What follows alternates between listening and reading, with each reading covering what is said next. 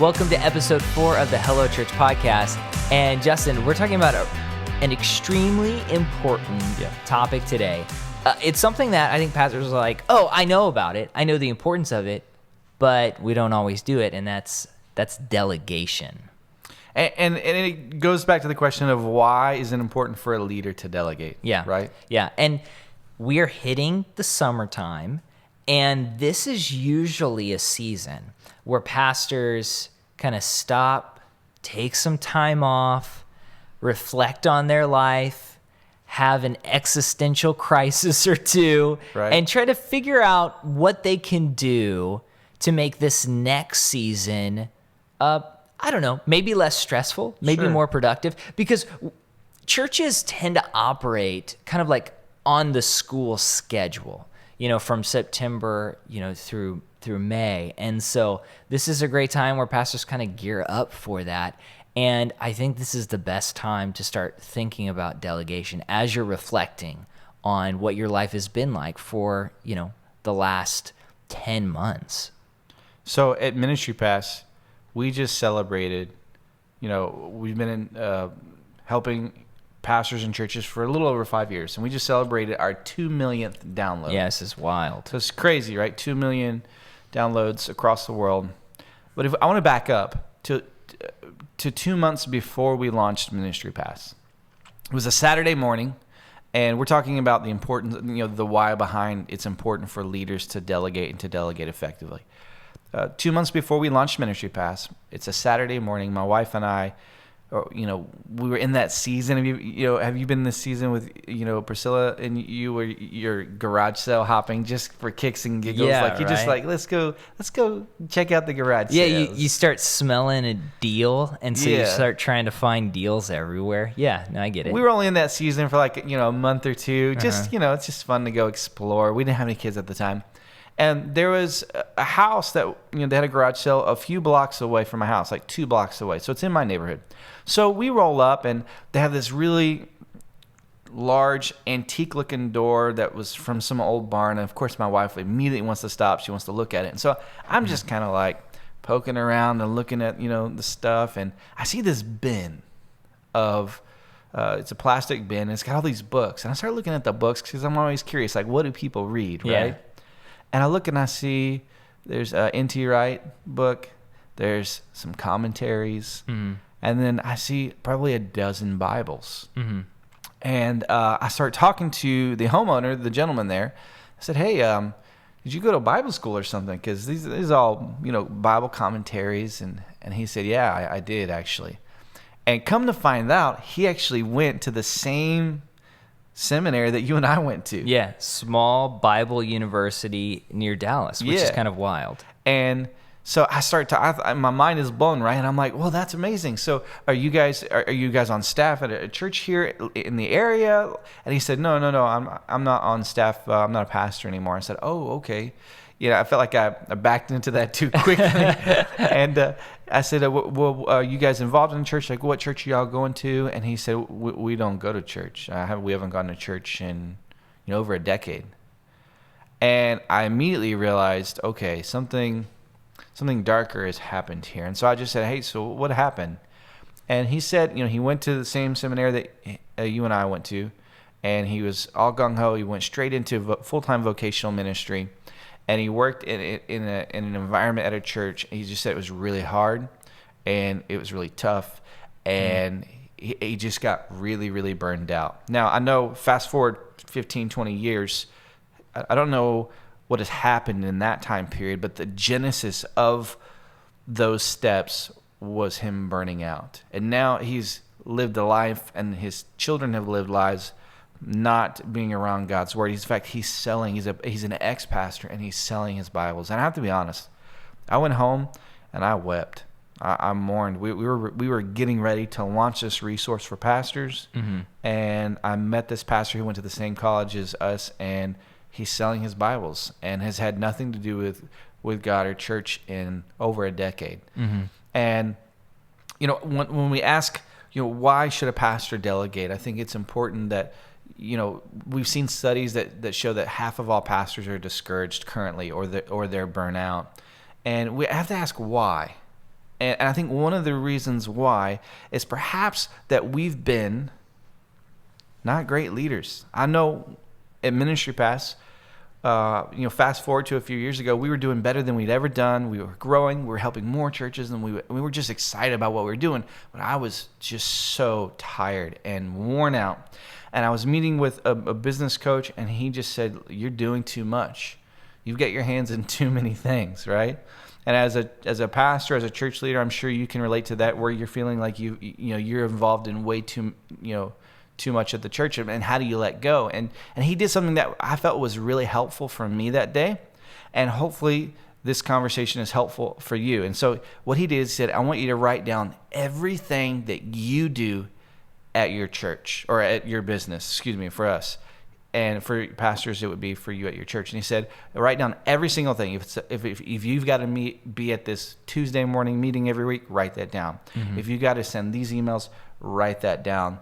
And I had a list of like over 50 something things that I wrote down. And then he said, and I'll let you hop in because I know I've been pacing away here, but he said, classify each one of those items in 3 separate categories. Classify them as $10 an hour tasks, which we would consider like an administrative task, mm-hmm. scheduling something, maybe tweeting something. Yeah. Like if it's from, someone's got to do it from the church and you're doing, whatever the case may be, $10 an hour task.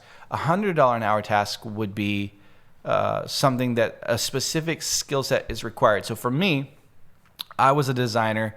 I designed early on at Ministry Pass, and as we grew, the need for me to design, was less and less. And so mm-hmm. That is not anybody can design. So that was more of like $100 an hour task. And then he said, do $1,000 an hour task. And what he meant by that was the thing that only you can do as the leader, the thing that only you can do as a pastor.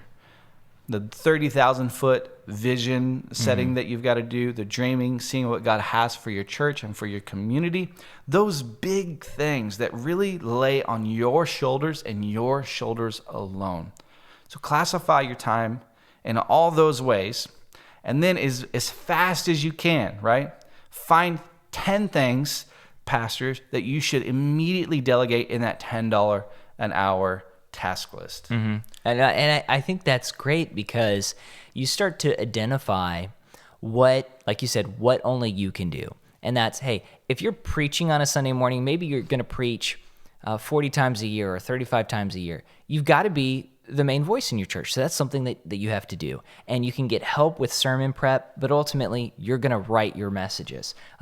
Certain counseling sessions, only you can do them. Sure. And maybe you can delegate some of them off, but there comes a point when, hey, if you're going to go to someone's deathbed or if you're going to preach a funeral or a wedding, you've got to do that. But posting on social media or editing videos or even graphics, and that's one of the things I love about Ministry Pass is it's like, hey, pastors, don't do your graphics anymore. Like, let us do that for you, and then let us help you with research. And it's just so important. And if we're thinking too about the why, I think about the 10 Commandments, and what's the one 10 Commandment that I think pastors break the most? Some people might be a little bit more jaded and say, well, I know pastors get into extramarital affairs and this. I think that the one that pastors really break the most, the one that I've probably broken the most, is a Sabbath. That's a commandment. It's up there. It's important. It's one of the 10 important commands God gave. What does Sabbathing mean? It means that we realize we are not the kings of the universe, and that if we stop and if we rest, life will go on. And there's a trust there. So if we say, hey, I'm going to take one day a week and I'm going to rest, or one evening a week, whatever it is, I'm going to take a period of Sabbath. We're saying God is in control. And so I would just encourage pastors, you need that time, because what it does is it pushes you to understand where your faith is and what your role is in the church, that the Christian faith has been around for a long time and it's going to be around after we're all gone, and realize your place and to put it in the hands of God. Even Jesus took time to get away and pray. And so when we think about pastors, it's to help them learn to reinforce their faith. It's also going to help them with their family. It's going to help them with their health. Justin, we were interviewing an intern, and he's a pastor's kid, and I won't share his name, but he was talking about how his dad was a pastor for many years, and he passed away at a young age from a heart attack. And he said, my family has generally considered the result of that heart attack to be just kind of overwork at the church.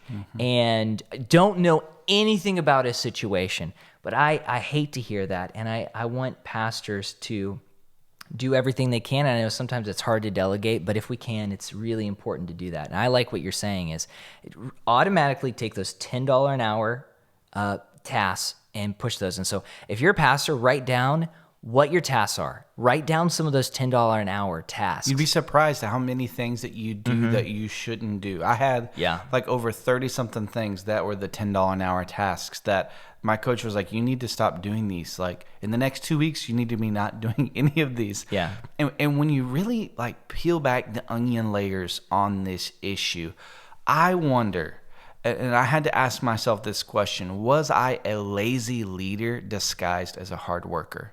That's good. And was that the reason that I was this sort of Martha mentality, right? Where I'm working. All it is work, right? But I was not being a great leader for my team. Yeah. I was not empowering them. I was not enabling them. I was, my dad said, what did my dad always tell us growing up? He always used to say, stop being so self-important. And as a leader, especially as a young leader, you have this tendency to feel like if you're not involved, it's not going to be acceptable. Yeah. And maybe if you're not involved, it won't be where where you want it to be. Yeah. But 80% of letting somebody else doing it is a lot better than 100% of you doing 35 things. Yeah. And you're also going to find that there are some things that you give away that are going to be done much better. Totally. Right? Pastors, if you're trying to do graphic design and you're trying to preach, like you're going to find somebody, I assure you, that can do graphic design better than you somewhere, even if you have to pay them. And then the other thing I think you're going to find is that you look at these $10 an hour stuff, and usually when I put those things on my schedule, I say, I don't really enjoy doing those. No. You're going to find people who do enjoy doing that for you. They want to help contribute. They want to help. They like to post the church videos on social media. They like to put together spreadsheets.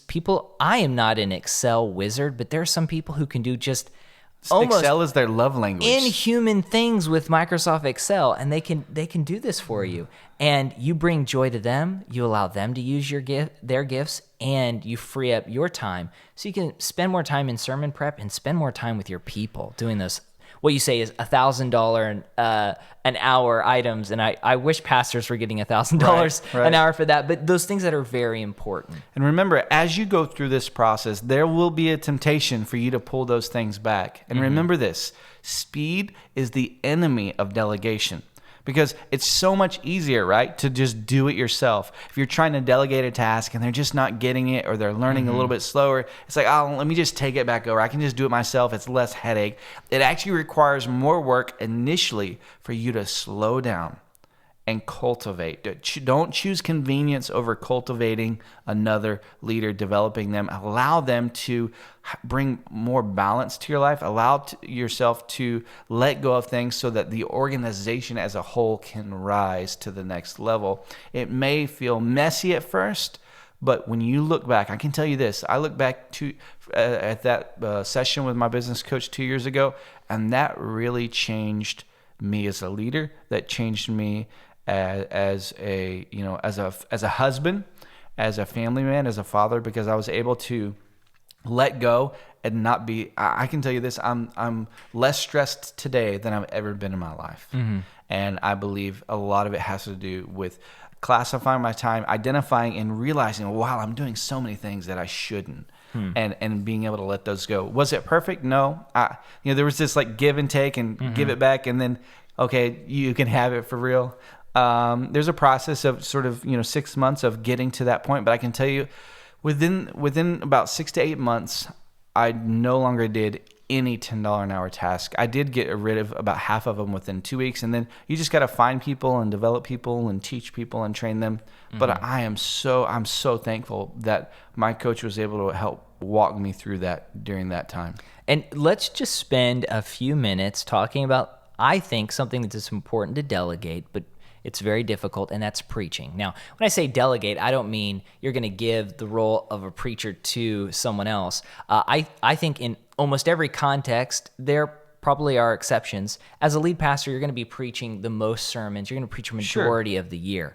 But I do think it's important to bring those elders on board, to even bring your youth pastor, perhaps children's pastor, maybe a Bible professor in your congregation, people into the fold, because we need to offer our people kind of a variety of individuals who can speak from their perspective. And so as a young pastor, if I'm a teaching pastor in my church, if I was the lead pastor, I'd feel very uncomfortable being the only person speaking about marriage because I've only been married for 10 years.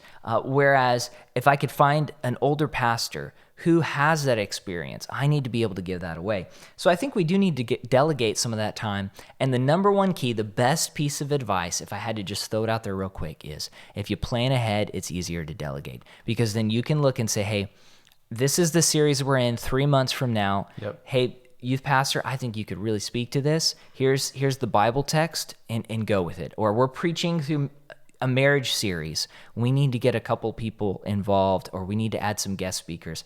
I think that's important. And, if there are 52 Sundays in a year, 53 Sundays depending on the year, if you can cut down some of that, I think it could be super helpful for you, for your preaching ministry, because it's going to give you more time to study, but also helpful for your people. Well, just think about how much time it takes to prepare a sermon, right? We've talked about this all the time, that pastors spend on average 10 and a half hours every week writing a message on a particular topic. Let's say you're going to write a message on marriage. It's almost like the equivalent of a college term paper. And if you're a pastor and you're preaching 40 times, 45 times, you would be surprised how many pastors speak over 50 times a year. And that does not include in our surveys a midweek service or a Sunday evening service, which some churches still do. That's just the Sunday morning service. You're literally preparing and putting together and researching and rehearsing and praying through the equivalent of like 40 to 50 college term papers, in addition to all of your other responsibilities. The stress and the burden that brings, it cannot be ignored. Name anyone in any other part of society that is writing 40 college term papers and carrying on full-time responsibilities. It's just not there. They don't exist except in the church world with pastors. So are we saying you need to preach 10 times a year? No, of course not. But maybe if you're preaching 45 times a year, maybe you preach 35 times this next year, and you pull in some other voices, maybe some other pastors, maybe you have a few guest speakers, maybe you have your youth leader, your children's leader, maybe you have the wise sage in your congregation. Maybe they don't want to carry the sermon by themselves, but perhaps you could interview them.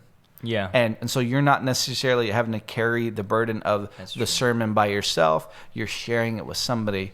And I think that's really going to help. So delegate part of that preaching burden so that you can improve as a speaker, but also, again, add a healthy balance for ministry and your personal life. And I think you're going to look back on this, once you work through this, and you're going to be so thankful and grateful that you just put in the work to let go of some of these things. And your organization I can tell you this, Ministry Pass is so much better. We are a much better organization because I was able to let go of a bunch of things. Yeah, and like I mentioned, when you delegate and you learn to rest, you acknowledge God and you acknowledge your place in this spiritual cosmos, right? I think also when people see you delegating and they even see other voices on the platform on Sunday morning, you're communicating something not just through your words, but with your actions. And that's this. Hey, it's not just about me. It's not, this ministry, this church is not just about me.